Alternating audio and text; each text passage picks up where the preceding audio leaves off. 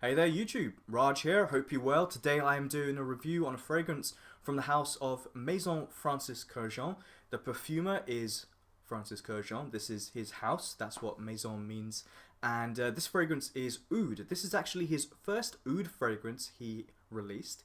And now there's I think another 3 or maybe 4 that he's come out with. So this video actually, if you guys had seen a few weeks ago, I think a month ago, I did a subscriber's choice video, so sorry for the delay, better late than never.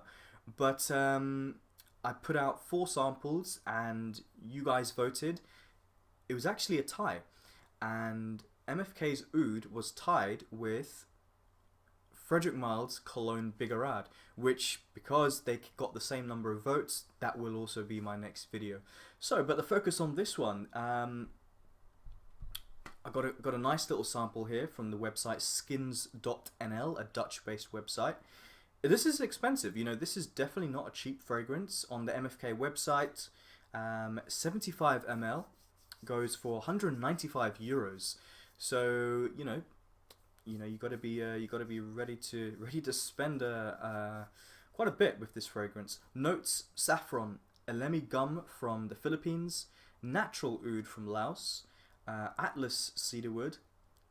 So Atlas cedarwood, that's the Atlas Mountains in Morocco, and Indonesian patchouli.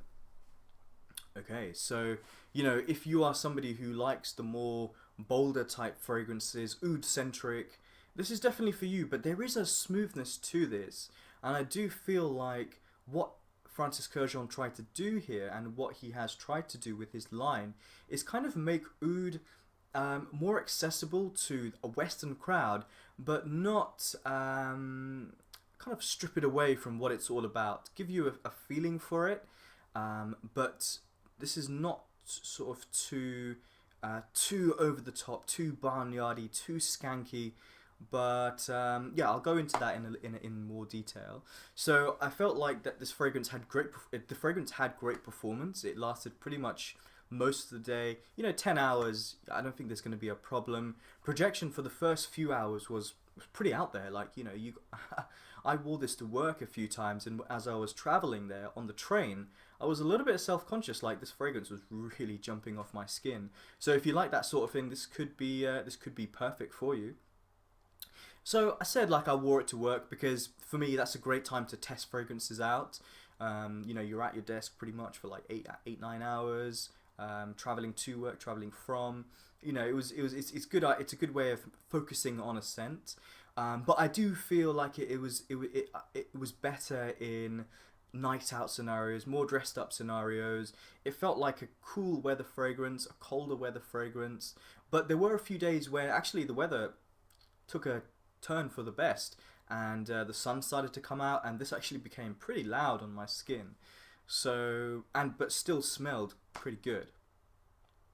So yeah, so occasions, in terms of like who would wear this, I don't really talk about age groups on my channel. I think it's better to substitute maturity and experience with fragrances with age. Like, I know like an 18-year-old boy who wears, or young guy who wears Tom Ford's Black Orchid.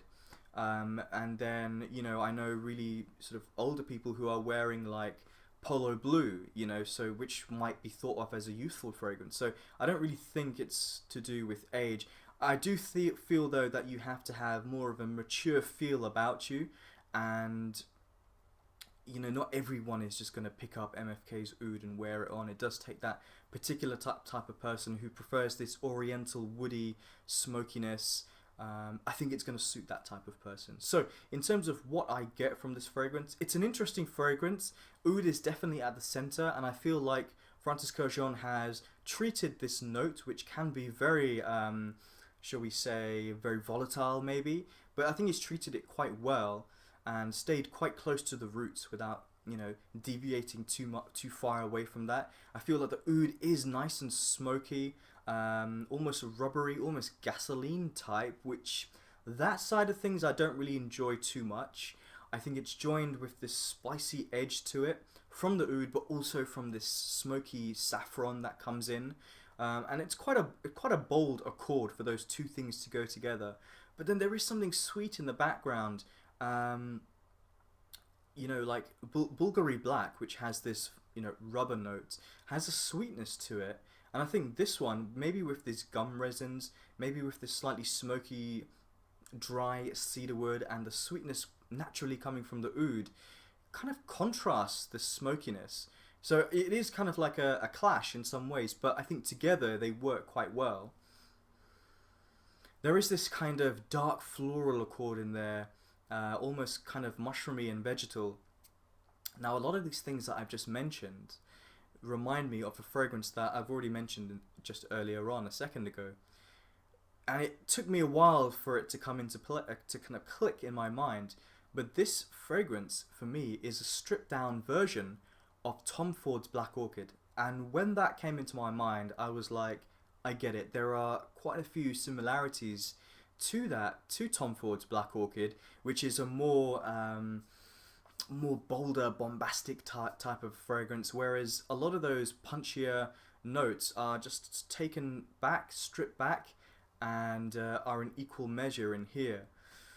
I just kind of felt though that if you like wearing this, you probably will like Black Orchid, and Black Orchid is cheaper. Still not cheap, but it is cheaper. I would say it's a better alternative, and this is actually more expensive. So for many people, I think that, you know, it's worth checking out. And I don't know, has anybody picked up on this? I went onto Fragrantica a few weeks ago when it clicked in my mind, and I did a search, and nobody had mentioned it. Tom Ford Black Orchid I searched for, nobody had mentioned it. So I don't know, what about you guys? Do you pick up on this kind of almost mushroomy, dark floral, vegetal, earthy, smoky type of chords? They're all in Black Orchid. So yeah, I don't know. I enjoyed this fragrance. I'm glad I got this sample. Again, I've had a few samples of this. I will wear it till the end. I've got probably, I would say maybe 1.5, 2 wearings max out of this fragrance, and I will definitely wear it. It's not really my style though. I have deviated away from that over the years. This kind of smokiness and this harshness, at times it was harsh to me, it's just not quite for me. But I think this will really suit the right type of person who likes their oud fragrances and likes that kind of boldness about in their fragrances. Really good. I think it's a well-made scent. I like the fact that he didn't water down oud. He took a note which is, you know, difficult to use in Western perfumery because a lot of people could be turned off for it, and for rightful reasons. It can smell pretty stinky at times, but I think this was created with a very in a very finely tuned and really well balanced way, and I think the skill of a proper perfumer does really shine through in this fragrance. I'm going to give it a rating of 8 out of 10, and I would love to know what you guys think about this fragrance, or maybe let me know, how does it rank in terms of all of his others, because he has velvet mood oud, or velvet oud mood, or something like that, and there's cashmere, and then there's silk, and there's a new one called satin, which I really like. It's quite sweet, quite a vanilla oud combo. I think I need to test it a little bit more. Yeah, so guys, let me know your thoughts, and as I said, the next review from me will be Cologne Bigarade from Frederick Malle. I'll make sure I remember the name before I shoot the video. Thanks for watching, take care, bye.